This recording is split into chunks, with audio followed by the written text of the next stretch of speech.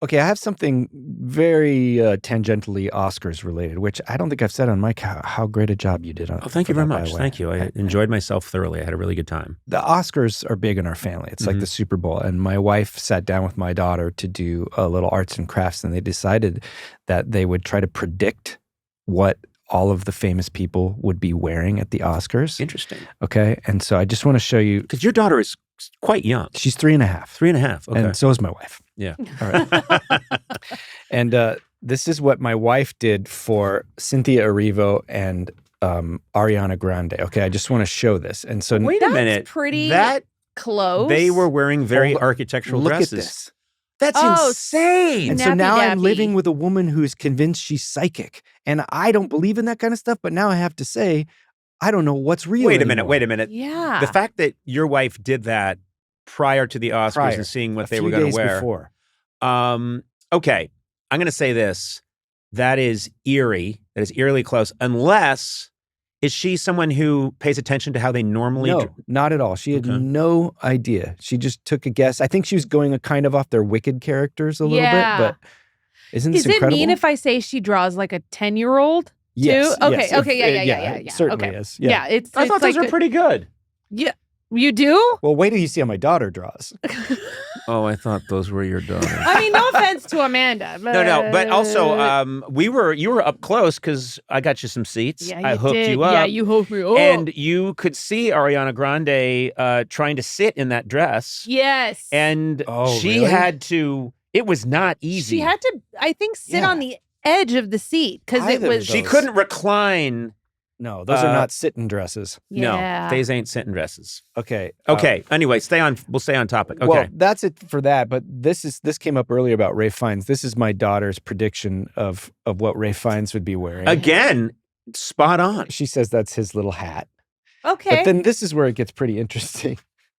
This is Zoe Saldana. Oh. Okay. Okay. And my favorite here, Adrian Brody, and she pointed out what all of the pieces are here. Oh. Little bow. Yeah. Hair. Bum. That's his butt. And a toot coming out. Oh, a fart. He poopies and potty, and he does go pee-pee. Pee-pee. Wow. Is it his pee-pee or he's pee-peeing?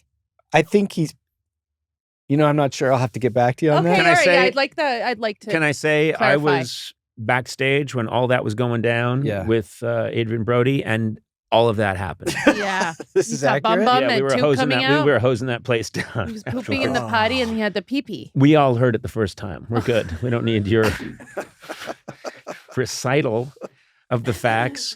So I think that's pretty impressive. This is crazy, right? I think that's crazy that your wife was able to do that. Look at that. We should do this. We should predict what people are going to wear and stuff. We do it here around for certain guests. Oh, that's right. Oh, that's right. We should talk about this. That's right. Eduardo, You're please not speak your involved truth. in I'm not this. involved in There's this. kind of Speak like your an truth. office pool that happens for certain guests. Okay. I'd say the AAA listers, Right. where the office around here starts to guess and wonder what they're going to come in dressed To like. my recollection, it was Goldie Hawn, Jane Fonda, and Al Pacino. That's right. Yeah. Yes. So there's guesses. So we already kind of. How close did you come? I'm not good at this game. But there's other people within the office that are. So those aren't the only 3 AAA listeners. No, but he was there's just only Those are the three. only ones we did. Yeah. yeah. Nobody got Goldie Hawn because she came in like a body glove wetsuit or something like that. Remember? She had like Was it a wetsuit? No, it wasn't a wetsuit, but it was like a sport tank top or like something. It almost was like very a swimsuit. beachy. Yeah. Well, to be fair to her, she came right from deep diving That's right. for pearls without a tank. I mean, she came right from that and brought us all fresh pearls. Yeah. She was amazing, by the way, Goldie Hawn. If you have not listened to her interview, check it out. Because I loved talking to her. Yeah. She's incredible. And her she looked amazing. memory of things that happened to her when she first moved to New York in the 60s, and she didn't have a place to live yet. It was, and she talked about all of it as if it happened yesterday. I know. The It was imagery so and everything cool. was incredible. I love her so much. Mm-hmm.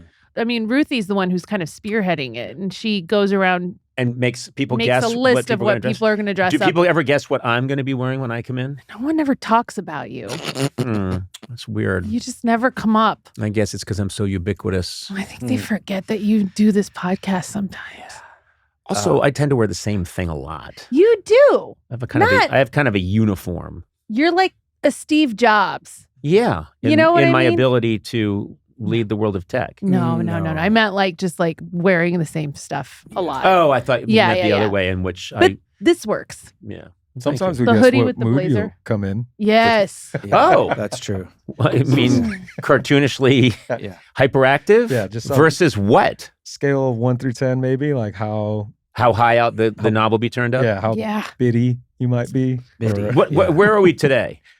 I think today is like I find a tendency that when we haven't recorded in a while, there's like this freshness and there's like a layer that's pent up bits. But also also just friendlier. That's true. Like he's happy to see everyone.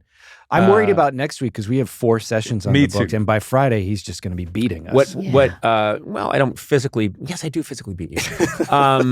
I'm sorry, and that's probably wrong. I shouldn't admit to that on mic. But yes, it is true. I was away from you guys. I've been up in Seattle visiting my in-laws with my wife, and love Seattle. Shout out to Seattle, and shout out to Pam and Jake Powell. Seattle. Powell's. You're wearing your Seahawks Seattle Mariners. Starbucks. Oh, that's the Mariners. That's yeah. Microsoft. It doesn't work the same way. Boeing. Needles, space or otherwise. Amazon. Oops. Anyway, had a wonderful time with the Powells, as I always do, and I really love Seattle. But what happened after being away for like 8 days is I do miss you guys, and I do miss this total assery that we engage in. I don't know what else to call it. That's accurate. Foolishness.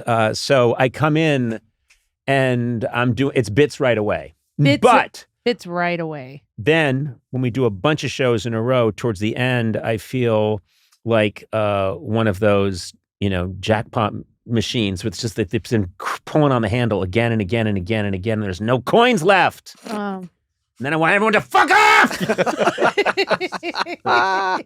There he is. There he is. All right. This was just a segment. So I just looked down. Am I introducing? I don't know how this podcast works. No, you don't. We've only been doing it for 5 years. Oh.